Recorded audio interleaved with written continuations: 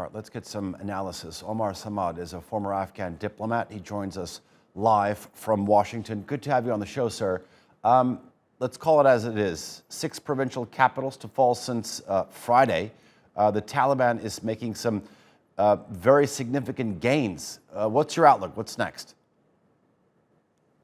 Well, this is something that some of us analysts were predicting would happen because there's no political will for making peace. So if you have leaders in Afghanistan who talk about peace but actually pursue a different agenda, and there's no political will to make peace and to be honest about it, then obviously you provoke the other side. And the same with the Taliban. If they feel like their only option is to win at the battlefield and at the war zones and to capture more territory and then have full control of the country, I think they also would be miscalculating, and they would sooner or later realize that it's easy to conquer, but it's not easy to govern. So both sides at some point, hopefully soon, will have to realize that the best option is to negotiate a settlement that works for most Afghans. I'm going to get to the negotiations in just a bit, but let me ask you this. If this is expected, as you say, let me present you with this question. The capital, Kabul, is home to almost 6 million people. Do you think it's vulnerable? Kabul has been vulnerable for quite a while.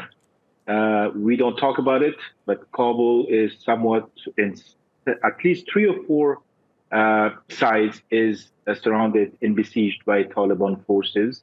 So is Mazar-i-sharif, that could be the next big city that could be under threat. Whether it's going to fall or not, I don't know.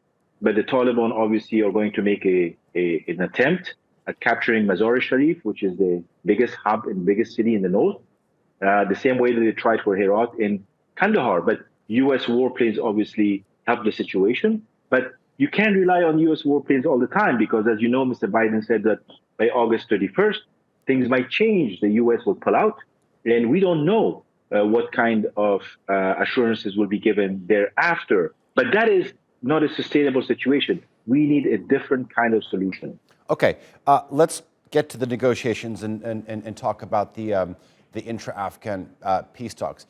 If the Taliban is making these significant gains, what incentive do they have to actually make any concessions?